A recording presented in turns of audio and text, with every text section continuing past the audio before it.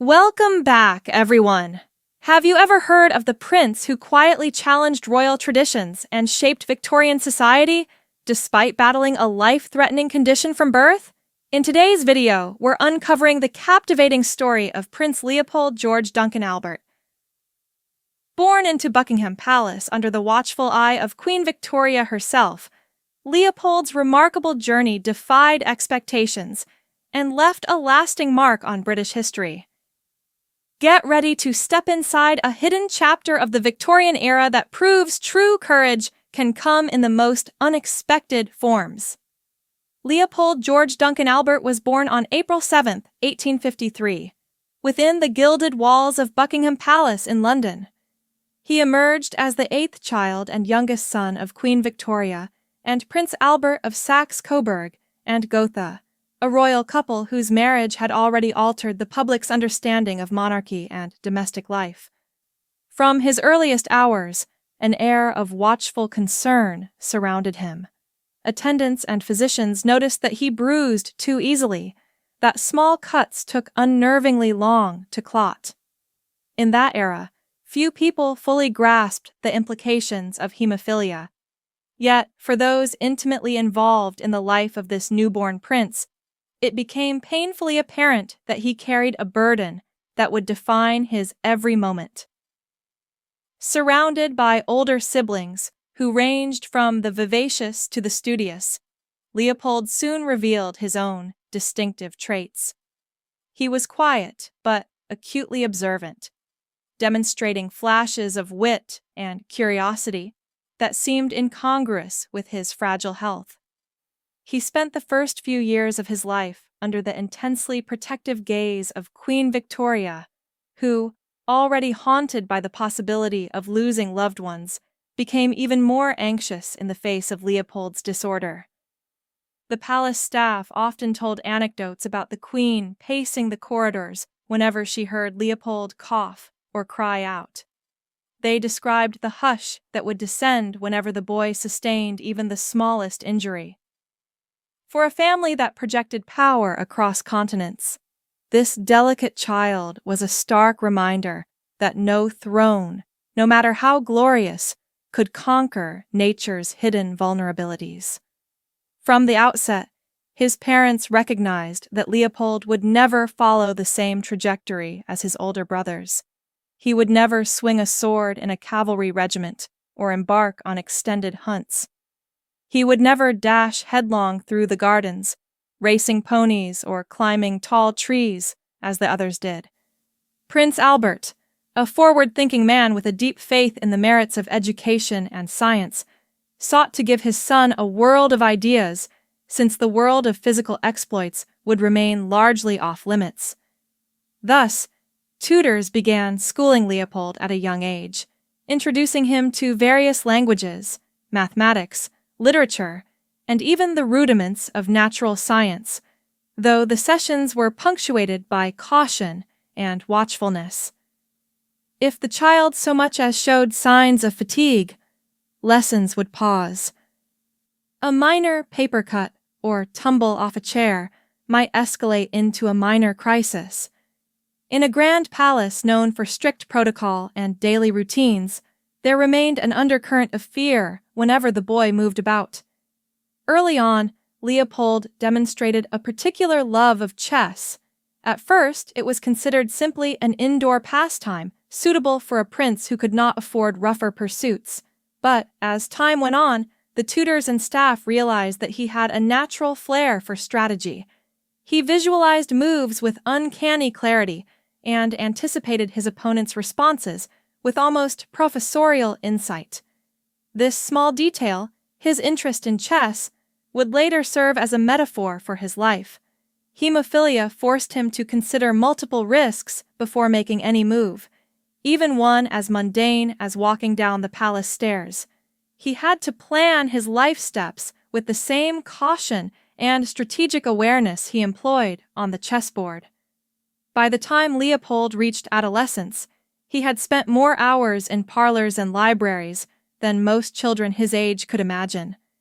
He pored over books on history, languages, and law. Queen Victoria, though anxious about his health, took pride in this intellectual bent, hoping it would transform her son into a kind of cultural and scholarly ambassador for the crown. She held firm to the belief that the monarchy needed to adapt to a rapidly changing world, and she saw in Leopold a symbol of that adaptation. But her protective impulses often clashed with his growing desire for independence. Where she saw mortal danger, he saw a longing to experience the real world, as limited as that might be. Tension between mother and son quietly simmered. The Queen's commands to remain indoors during poor weather or skip social events if he felt the slightest discomfort felt stifling. Even among the siblings, who were kind to Leopold, there was sometimes an unspoken pity that grated on him. He wanted not pity, but the chance to assert that he could still matter. That chance came with Oxford. In 1872, Leopold expressed an earnest desire to attend Christ Church at the University of Oxford, rather than continue exclusively with private tutors. He felt he had absorbed all that a protected palace environment could offer. He hungered for new ideas, new debates, new ways of seeing the world. For Queen Victoria, it was a difficult proposition. She dreaded all the potential accidents an unsheltered university life could bring. What if a careless bump in a crowded hallway triggered a terrible bleed? What if the strenuous academic routine caused undue exhaustion? Yet Leopold persisted. Prince Albert had died years before, but his belief in expanding the intellectual horizons of his children lingered as a guiding legacy.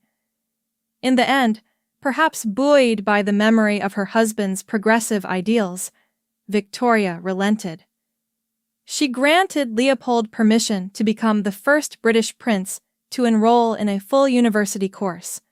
She did so, however, under conditions. He would be closely monitored by a private physician, be required to write regularly to the Queen, and inform her of any changes in his health. It was into the storied quadrangles of Oxford that Leopold arrived, accompanied by a small entourage that included his valet, a doctor, and a discreet handful of attendants.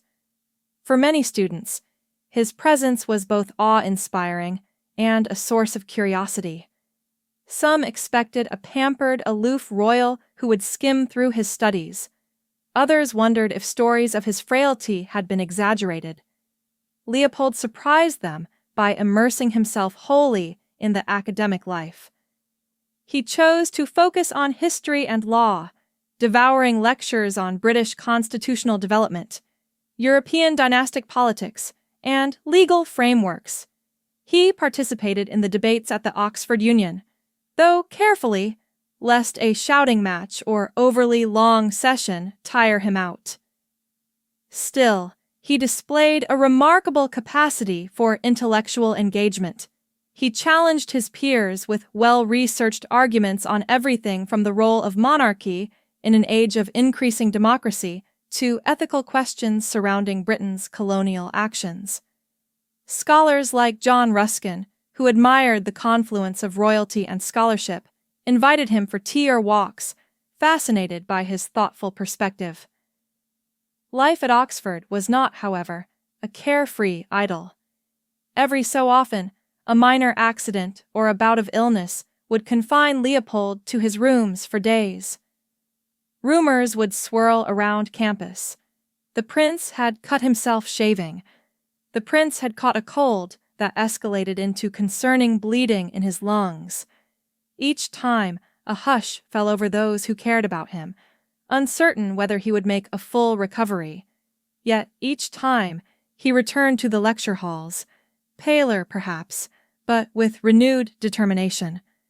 That constant balancing act, participating in intellectual life while recognizing that his body might betray him at any moment, shaped him into a man of profound empathy and quiet resilience. When he finally graduated with honors in 1876, it marked a watershed moment. Never before had a British prince fully immersed himself in university study and emerged not as a ceremonial figurehead, but as a genuine academic success. For a brief moment, the newspapers buzzed with headlines about the precedent he had set, lauding him as a modern prince who stood apart from the archaic traditions that bound so many royals. Returning to the fold of the royal family, Leopold faced a new set of dilemmas. His older brother Edward, Prince of Wales, was already carving out a highly visible role, embracing public engagements and forging alliances across Europe. Other siblings were marrying into foreign dynasties or undertaking charitable roles that placed them front and center in society's eye. But for Leopold, doctors adamantly warned that strenuous travel or any involvement with the military would be precarious. Queen Victoria, though relieved to have him back under closer observation, struggled to find a place for him in the royal apparatus. Out of this uncertainty, Leopold began to craft a role for himself as a patron of the arts, sciences, and education. He accepted the titles Duke of Albany, Earl of Clarence, and Baron Arklow in 1881. While they lacked direct governing power, these designations helped cement his status in the public mind as a prince who would contribute intellectually rather than through feats of arms or statecraft. He redoubled his interest in literature, funding new writers and supporting the Royal Society of Literature. He also financed research projects at Oxford and Cambridge, assisting young scientists on the cutting edge of discoveries that he believed could improve society. Simultaneously, the intricacies of his personal life became a topic of persistent speculation at court. A prince of marriageable age could not stay a bachelor for long without attracting rumor. Yet the question remained, who could cope with his fragile condition? Would a wife merely become a perpetual nurse? Or would she complement his drive to leave an impact on the world? Various European princesses were paraded as potential candidates, but none seemed to fit until Helena of Waldeck and Pyrmont caught the Queen's attention. Helena was known for her devotion to charitable causes, her amiable disposition, and a maturity that belied her years. She also possessed the fortitude to handle the possibility of a life overshadowed by medical emergencies. The courtship between Leopold and Helena, while not the stuff of epic romance, was deeply anchored in mutual respect and empathy. Helena showed genuine concern for him, understanding that any life they would share would always hinge on caution and medical advisories. Leopold, for his part, was drawn to her calm demeanor and her willingness to embrace charitable endeavors. In her, he found a partner who did not pity him, but rather supported him. Their engagement was announced with Queen Victoria's blessing, and on April 27, 1882, they married at St. George's Chapel, Windsor Castle. The wedding day was both festive and tense. There was an undeniable joy at seeing Leopold take a step so many thought impossible. Yet behind the scenes, doctors hovered, anxious about the prince's stamina. Guests quietly whispered that a slip or an accident on the wedding day could cast a terrible shadow over the celebration, but all went smoothly. Leopold, dashing in his formal regalia, carried himself with dignity and gratitude. Helena, radiant and poised, seemed the perfect match for his gentleness.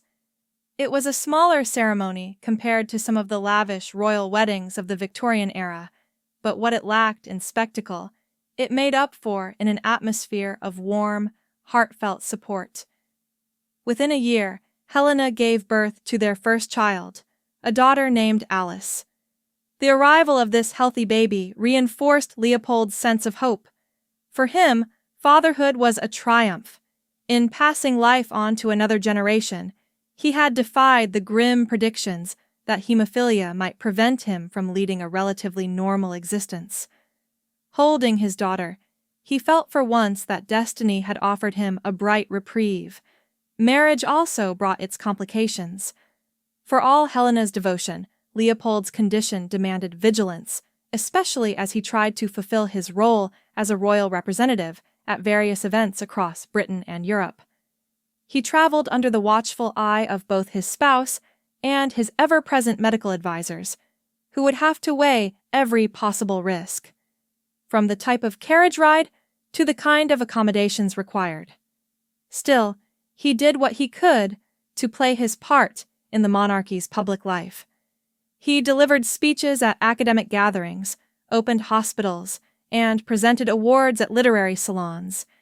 He took particular pride in championing medical research, perhaps understanding more than most what it was to be at the mercy of the era's limited healing practices. Occasionally, he would clash with Queen Victoria over how far he could push himself. She was perennially worried, sending letters that sometimes pleaded, sometimes demanded that he avoid all forms of strain. These exchanges exposed the tension that never fully resolved between mother and son. Her dread of losing him, set against his yearning to live in a way that felt meaningful. On good days, Leopold managed a near-normal routine. He read voraciously, corresponded with philosophers and scientists, played chess with skilled friends, listened to music recitals, and discussed grand ideas about how Britain could better its institutions. On bad days, he was confined to bed, racked by pain from bleeding in his joints, unable to move without wincing. Family members understood that while physically he might be absent during these times, his mind continued to hum with restless curiosity. Helena tried to mitigate his frustrations, nursing him with quiet compassion, encouraging him to rest, and reading aloud to him when he was too weak to hold a book. Meanwhile, Leopold's siblings carved their own paths. Edward, the future king, was becoming a prominent figure in European social circles. His sisters, Louise and Beatrice, struggled in their own ways under the Queen's controlling nature. All recognized that Leopold's predicament made Victoria cling even more tightly to each child, a fact that led to periodic arguments, overshadowed by an undercurrent of sorrow for Leopold's situation. In 1883, Helena announced her second pregnancy, a development that filled Leopold with a mixture of exhilaration and anxiety. On the one hand, the idea of a growing family signified a future, a chance for lineage, and for more personal joys. On the other, he knew well the precariousness of his life.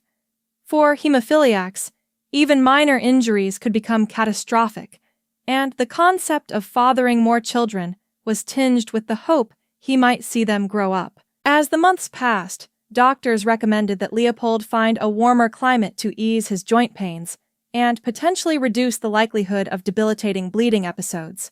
The south of France was suggested, specifically Cannes, a place known for its mild weather and rest cures. Though reluctant to leave Helena late in her pregnancy, Leopold saw a chance to restore his energy and return in a better state to greet his second child. He planned the trip meticulously, ensuring he would have medical support and comfortable lodgings. Queen Victoria, of course, fretted over the departure, but was eventually persuaded that the new environment might invigorate her frail son. Cannes presented a stark, sunny contrast to the damp chill of London. He found the warmth soothing, relishing peaceful walks along the beach. For a few weeks, it seemed that the doctor's advice had been correct. His letters home to Helena and to the Queen described the gentler climate, the tranquil coastline, and how his body felt less burdened by pain.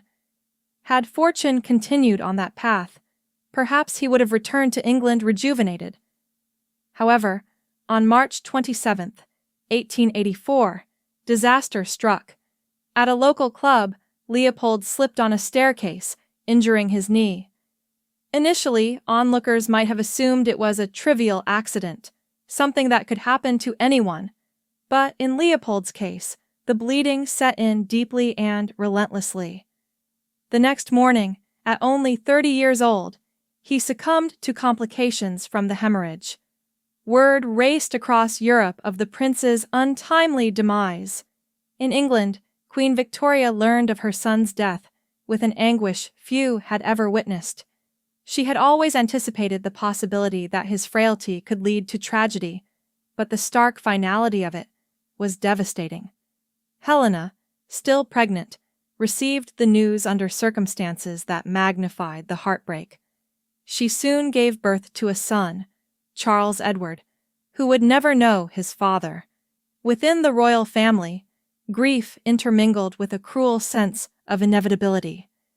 It felt as though the monarchy had lost a gentle, introspective soul who could have continued to modernize the institution had he been given more time. Figures in the arts and academic circles also mourned. Students who had benefited from his sponsorship of scholarships, researchers whose work had been funded by his initiatives, and artists who had found in him a curious and sympathetic audience, all felt the weight of the loss.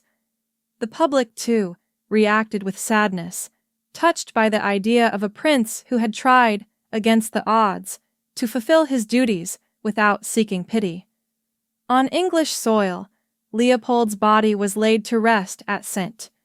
George's Chapel, Windsor Castle, a final farewell that underscored the fragility of his existence.